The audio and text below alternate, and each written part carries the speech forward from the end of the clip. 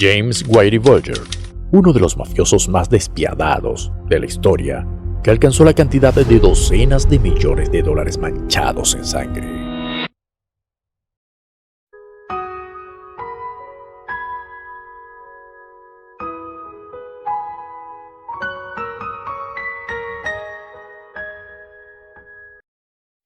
Los inicios de James Whitey Bulger. El padre de Bulger, James Joseph Bulger, era de Canadá, establecido en Everett, Massachusetts. James se casó con Jane, una inmigrante irlandesa. Su primer hijo, James Jr., nació en 1929.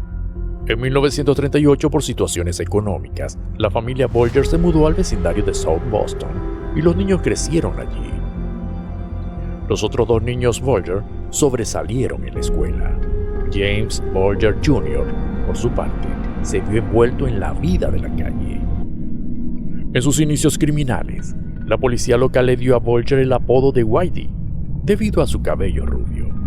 Bulger odiaba el nombre, prefería que lo llamaran Jim, Jimmy o incluso Botas. El último apodo provino de su costumbre de usar botas de vaquero y su afición por esconder una navaja en esas botas. Sin embargo, el apodo Whitey se le quedó. En la década de 1930, durante la Gran Depresión, lo llevó a que, a una temprana edad, se viera arrastrado al mundo del crimen para sobrevivir. Se ganó reputación de ladrón y peleador callejero leal en el sur de Boston, llevándolo a reunirse con criminales más experimentados y encontrar oportunidades más lucrativas. En 1943, con 14 años, fue arrestado y acusado de robo.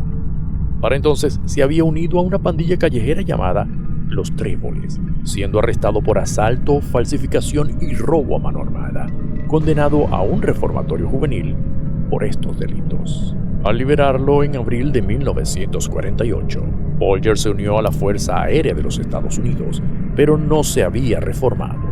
Pasó un tiempo en la prisión militar por varios asaltos y más tarde fue arrestado por la policía de la Fuerza Aérea en 1950 por ausentarse sin permiso.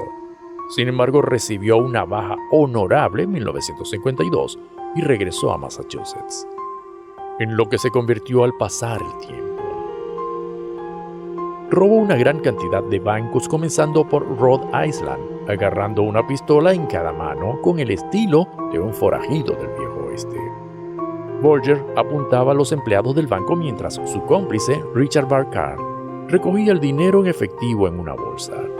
Después ambos huían en un coche robado que conducía la esposa de Barkar. Llevaron el vehículo a un estacionamiento cercano, cambiando a otro, donde la novia de Bulger esperaba.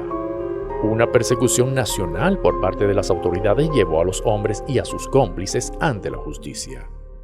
Cuando Bulger fue finalmente capturado el 2 de diciembre de 1955 en Miami, Florida, los atracos habían superado más de $100,000 en efectivo. En julio de 1956, Whitey recibió una sentencia de 20 años, siendo enviado inicialmente a la penitenciaría de Estados Unidos en Atlanta, Georgia. Los años allí fueron duros, ya que Bulger participó en ensayos médicos para el tratamiento de la malaria y más tarde en el infame pero entonces secreto programa de la CIA, MK Ultra LSD.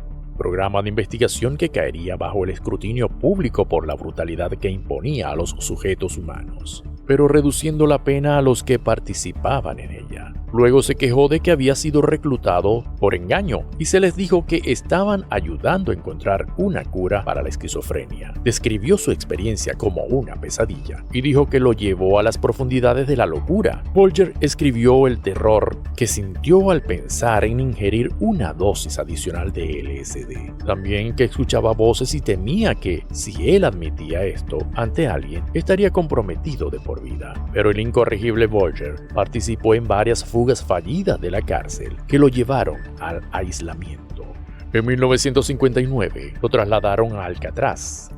En 1962 fue transferido a la Penitenciaría Federal de Leavenworth y en 1963 a la Penitenciaría Federal de Lewisburg. La tercera petición de libertad condicional de Bulger, en 1965, fue concedida después de haber cumplido 9 años en prisión. No sería arrestado de nuevo, pero no precisamente porque dejaría de delinquir. Empezaron sus peores crímenes. Después de su liberación, James se convirtió en un corredor de apuestas y préstamos bajo la dirección de Donald Catlin, el líder de la mafia dominante durante más de 20 años en el sur de Boston, The Catlins, que luego se convirtió en el Triple O, controlado por Whitey. En 1971, hubo una guerra de pandillas, lo que llevó a una serie de asesinatos en Boston y los suburbios circundantes. Durante esta guerra, Bulger se dispuso con la eliminación de quienes se le oponían, persuadiendo a Winter, uno de los jefes de la organización criminal, que sancionaría los asesinatos de aquellos que se salieran de la fila. En una entrevista en 2004, Winter recordó que el muy inteligente Bulger podía enseñar trucos al diablo. Durante esta época, las víctimas de Bulger incluían a los veteranos de Mullen Gang, McGonagall, King y Spike O'Toole. Era 1980. Louis Latif había estado robando a sus socios en la operación de apuestas y usando el dinero para traficar cocaína. Y no solo se había negado a pagarle a Bulger una parte de sus beneficios de droga, sino que había cometido 2 asesinatos sin el permiso de Bulger. Unos días después, a Louis lo encontraron metido en una bolsa de basura verde en el maletero de su automóvil,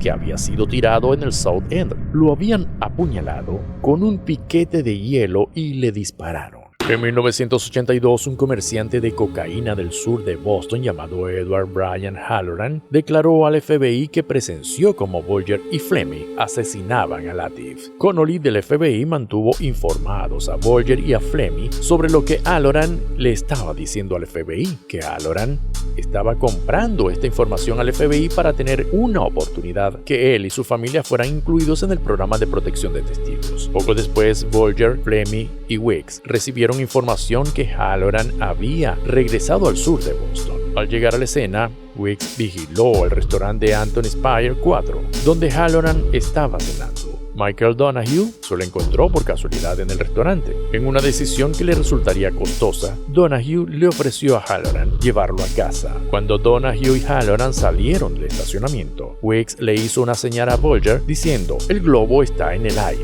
en un walkie-talkie. Whitey llegó con un hombre enmascarado, una arma silenciada y el propio James llevaba un rifle. Abriendo fuego y rociaron con balas el automóvil de Halloran y Donahue. Donahue recibió un disparo en la cabeza y murió instantáneamente. Halloran vivió para identificar a su atacante como James Flynn, un asociado de Winter Hill, quien más tarde fue juzgado y absuelto. Flynn siguió siendo el principal sospechoso hasta 1999, cuando Weeks acordó cooperar con los investigadores e identificó a Bulger como uno de los tiradores. Fleming identificó al segundo tirador como James Mulvey, quien negó la acusación y no lo acusaron. Antes de conocer los demás crímenes que comete este mafioso despiadado, danos un like para seguir publicando historias similares a esta para que tú puedas verlas. Su trágico final. A mediados de los 80, Bulger comenzó a convocar a traficantes de drogas desde el alrededor de Boston a su sede, flanqueado por Kevin Wick y Stephen Fleming. Bulger informándole a cada comerciante que se le había ofrecido una suma sustancial a cambio del asesinato de ese comerciante. Entonces les exigía un gran pago en efectivo para no matarlos. No sería hasta la cooperación de Wicks en 1999 que Whitey, para entonces un fugitivo, estaba definitivamente vinculado al comercio de drogas. Según una entrevista, Kevin Wicks estimó que Whitey ganó unos $30 millones, la mayoría de ellos por agredir a los traficantes de drogas para permitirles hacer negocios en su territorio. En esta época, James estuvo colaborando con el FBI, dedicándose al tráfico de armas. Cuando el miembro de la tripulación del Valhalla, John McIntyre, fue arrestado por intentar visitar a su ex esposa, confesó su papel en el contrabando de armas a la policía de Boston e implicó a Bulger en el mismo. Al agente del FBI Roderick Kennedy, pero Kennedy insistió en que John Connolly lo escuchó. Hablando sobre alguien que colabora con Valhalla, Connolly confirmó las sospechas de Bulger sobre McIntyre.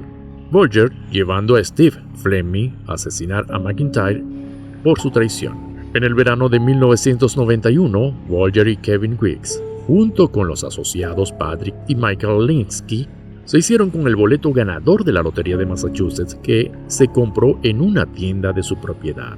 Los 4 hombres compartieron un premio de alrededor de $14 millones. Se piensa que Bolger había obtenido su parte del premio mayor ilegítimamente, aunque esto nunca pudo ser probado. A medida que su poder iba en aumento, Bolger también desarrolló una reputación temible debido a sus métodos brutales.